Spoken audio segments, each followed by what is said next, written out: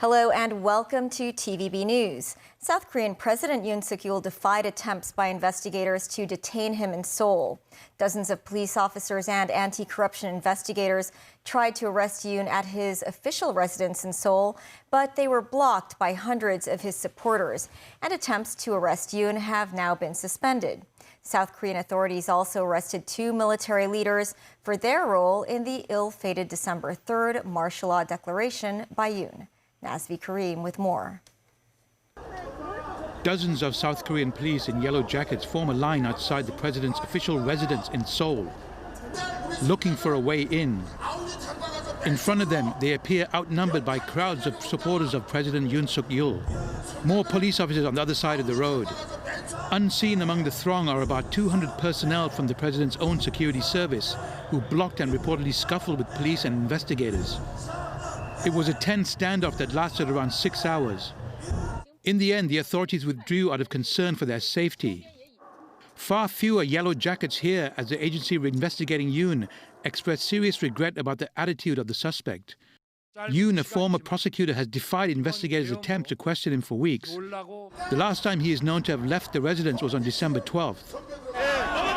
Yoon was last month impeached by Parliament for declaring martial law on December 3rd, citing anti-state and pro-North Korean activity by the opposition. Troops were sent into the capital, but martial law lasted just 6 hours after the National Assembly blocked it, but not before plunging South Korea into a political crisis. In the weeks after the incident, Yoon, as well as Prime Minister and Acting President Han Duck-soo, have been impeached. On Tuesday, a Seoul court issued a warrant for Yoon's detention, but enforcement is difficult while he remains at his official residence. His lawyers say it's based on a law that protects locations potentially linked to military secrets from searches without consent. They also say that police officers do not have the authority to detain Yoon. Nazvi Karim, TVB News. Back locally, the government is considering installing a smart and green mass transit system in East Kowloon with the addition of Lambton North Station. The move is expected to benefit more than tens of thousands of residents at 3 public housing estates nearby. Jackie Lin reports. The proposed smart and green mass transit system in East Kowloon boasts a total length of about 7 kilometers. Its original plan included 8 stations, and they will pass through neighborhoods such as Choi Wan, Shunli, Shannon, Samaoping, Potat, and Ma Yau Tong. In a media interview, Secretary for Transport and Logistics Mabel Chen said, according to the results of the latest feasibility study, a longer tunnel must be constructed from Lambton Station to Yau Tong. The route requires more engineering complexity, is costlier, and some Lambton residents do not benefit from the new railway. Chen said they could be overcome by some technical adjustments. That's with the tunnel alignment being moved slightly to the left, closer to Lambton North. Chen said that could benefit about tens of thousands of residents of Tacton Estate, Hington Estate, and Lambton Estate. She said a station will be set up nearby, provisionally named Lambton North Station. The government is aiming to invite tenders for the project in 2026. Kowloon East lawmaker Ngan Man-yu said the move can further solve congestion in the district. Ngan said the new plan will be more cost-effective without the need to dig a tunnel, which requires fire safety infrastructure and other more extensive site formation work. Meanwhile, the transport chief also revealed 5 taxi fleets approved earlier by the government will be in service in March at the earliest. Jackie Lin, TVB News. The MTR Corporation has multiple railway projects in the pipeline that may cost more than $200 billion over the next 10 years. Sources say the company may issue bonds or sell some property assets. Projects in the early stages of construction include Kutong Station and the Tuen Mun South Extension, costing $100 billion. The Northern Link and the South Island Line extension also require investment of some $100 billion. Billy Mack, an academic in finance from Baptist University, said the market may be able to absorb bond issuance better if each batch is not too large. The Kai Tak Sports Park is set to hold the University Sports Federation of Hong Kong China's Rugby Sevens tournament this Sunday. Celine Chan was at the Kai Tak Sports Park to check out the stadium's readiness. Rugby goalposts have already been set up at the Kai Tak Sports Park's main stadium, which can host 50,000 spectators. Workers are adding the finishing touches to the stadium. Sports Commissioner George Choi said the infrastructures at the main stadium are mostly completed, including a flexible pitch system as well as a retractable roof that allows different world-class sports and cultural events to take place. The stadium also has more than 30 fixed snack stalls, as well as the Champion, one of the largest sports bars in Asia with a terrace deck that is around 100 meters long. Some 10,000 spectators would be able to check out these exciting facilities on Sunday as they enjoy the Rugby Sevens tournament held by the University Sports Federation of Hong Kong. But they are reminded that no long umbrellas nor any food or drink would be allowed on the sports ground. We put together every element into practice, into one single event, so that we can have certainty, or we can have a more realistic test on the performance when all these elements are put together. We will be progressively increasing the complications, the scale, as well as the number of spectators of all of our test events. The Kai Tak Sports Park's main stadium will host its first charity concert in the middle of this month, as well as a large-scale drill in late January. Celine Chan, TVB News. A mandatory Provident fund consulting firm revealed today that each MPF member earned over $22,000 on average last year. That's the highest average figure since 2020. The consulting firm said the year-to-date MPF return was 9.3% as of December 27th. The firm said the upward trend is expected to continue into the first quarter of this year. This due to factors such as U.S. President-elect Donald Trump's policies and the Chinese central government's economic stimulus measures. The U.S. Commerce Department said Washington may implement restrictions or a ban on Chinese drones due to national security concerns. Beijing said it will take all necessary measures to protect the legitimate interests of Chinese companies. Mimo Singhai reports. The U.S. Commerce Department made the announcement on Thursday.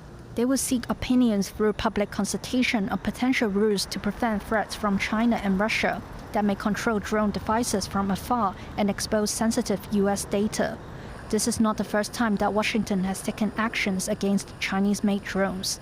The annual military bill signed by U.S. President Joe Biden in December included a clause to stop two Chinese companies, DJI and Altair Robotics, from selling drones in the U.S. if a review shows they pose risks to Washington's national security. The Commerce Authority said Chinese-made drones currently accounted for more than 75% of the U.S. market. Some U.S. media outlets said the restrictions may cause widespread dissatisfaction. In Beijing, the Foreign Ministry said the U.S. overstretches the concept of national security to interfere and restrict economic exchanges. It added China will take all necessary measures to firmly safeguard the legitimate rights and interests of its companies. Mums 9, TVB News.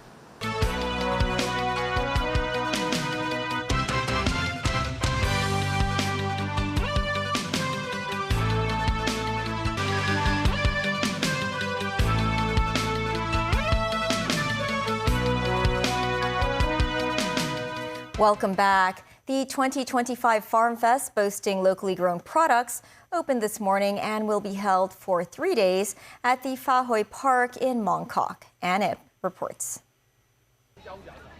A spectrum of agricultural products are sold at the stalls, including fish, fruits, plants, and even purple vegetables.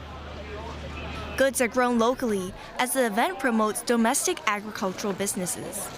People coming around, they're willing to pay for some of the fresh and organic veggies from basically harvest in Hong Kong and plant in Hong Kong. In total, we hope we can have like 30K or more for sure. Another vendor has confidence that his products will sell well during the event. Many people coming, maybe a few hundred fish can sell in this 3 days. One visitor said the delicious food she bought in the Farm Fest last year enticed her to come back. She said the taro she ate from the same store during last year's festival was so good that she couldn't stop thinking about it. A woman said she came today to support Hong Kong products. I'd like to buy a very fresh vegetable here, and I really want to support local farming. Chairman of the organizing committee, Eric Lau, said he believes more people will turn up to the event this year thanks to improved promotional efforts. Lau expects attendance to reach up to 200,000 this year, a significant increase of around 40,000 compared to last year. He hopes that this event will help more people appreciate the diverse range of agricultural products Hong Kong has to offer. And TVB News. A 33-year-old man died in a suspected stabbing attack in Tuen Mun. The incident has been listed as murder. Jackie Lin reports. A pair of sandals and a bloodied aftermath. At about 10 p.m. on Thursday, police received a report from the security guard of a residential building at Po Tin Estate in Tuen Mun, saying that a man was lying in the lobby. The victim of an alleged stabbing attack was taken to Tuen Mun Hospital, where he was pronounced dead after resuscitation attempts failed. The police said the 33-year-old deceased man was a drug addict. Police officers combed through the scene overnight and reportedly found a knife in a nearby planter. It's not sure yet if the knife is related to the case. After preliminary investigations, another man, also a drug addict, was listed as wanted by the police. The man allegedly had a row with the deceased over a woman. It is believed that the suspect slashed a hard object into the left side of the deceased's chest. A 44-year-old woman was also arrested for misleading police officers during the investigation. The Regional Crime Unit of Tuen Mun District is following up on the case. Jackie Lin, TVB News. In Las Vegas, it's now been revealed that a highly decorated U.S. Army soldier was inside a Tesla Cybertruck packed with fireworks that exploded outside Trump International Hotel. He shot himself in the head just before detonation. Tracy Furness has more. Authorities now know the driver inside the Tesla Cybertruck that burst into flames outside President-elect Donald Trump's Las Vegas hotel on New Year's Day. He was Matthew Allen Livelsberger, age 37, a highly decorated soldier who had served in the U.S. Army since 2006, rising through the ranks, and was on approved leave when he died. Livelsberger's neighbors in Colorado Springs were shocked by the news. We had to take our dogs out. We walked up towards the police and we asked them if everything was okay because they had both exits to entrances and exits to our neighborhood blocked off with caution tape, and we thought that was weird. And then we started getting information that it could be the person whose Cybertruck exploded in Las Vegas could live here. Neighbors said Livelsberger had a wife and baby and did not give any sign of posing a danger to anyone. The Las Vegas truck explosion, packed with firework mortars and camp fuel canisters, came hours after Shamsuddin Bahar Jabbar rammed a truck into a crowd in the New Orleans French Quarter. The attacks were unrelated, according to the FBI, but both Livelsberger and Jabbar spent time at a base formerly known as Fort Bragg in North Carolina. Tracy Furness, TVB News. Apple has reportedly agreed to pay $95 million to settle a years-long privacy lawsuit accusing its voice assistant Siri of eavesdropping. The plaintiffs allege that Siri routinely recorded their private conversations through iPhones and other devices without consent. Danny Zhou tells us more. A class action lawsuit pitched in 2019 claimed that Siri could be accidentally activated during a conversation intended to be private or confidential, even when the user did not issue voice commands, such as, "Hey Siri." Hey Siri. There are also allegations of Apple sharing the data harvested from users' conversations with third-party advertisers to sell products. An amended complaint was filed in 2021. It is reported that one of the plaintiffs said their mention of Air Jordan sneakers in Olive Garden restaurants near a Siri device triggered targeted ads for those products. Another plaintiff asserted he got ads of a surgical treatment brand after having a private discussion with his doctor. On Tuesday, Apple filed the preliminary settlement in a federal court in Oakland, California, to resolve the case. While Apple did not acknowledge any wrongdoing, it agreed to pay $95 million in cash, which is about 9 hours of profit for the tech giant. It will apply to US-based individuals who owned iPhones and other Apple devices from September 17, 2014 through December 31, 2024. The settlement is now awaiting approval by a district judge. If it is approved, eligible consumers can submit claims for up to 5 Siri-enabled devices and may receive compensation of up to $20 for each affected device. Danny Zhou, TVB News. With less than 4 weeks until the Lunar New Year, a union suggests hiring housework assistants for spring cleaning at an hourly rate of $170 or more. The Labor Union and the Home Services Employees Association surveyed more than 200 housework assistants last October, finding that almost 90% of respondents hoped for a minimum hourly rate of $150 for this year's spring cleaning. The Labor Union recommends employers offer $170 or more.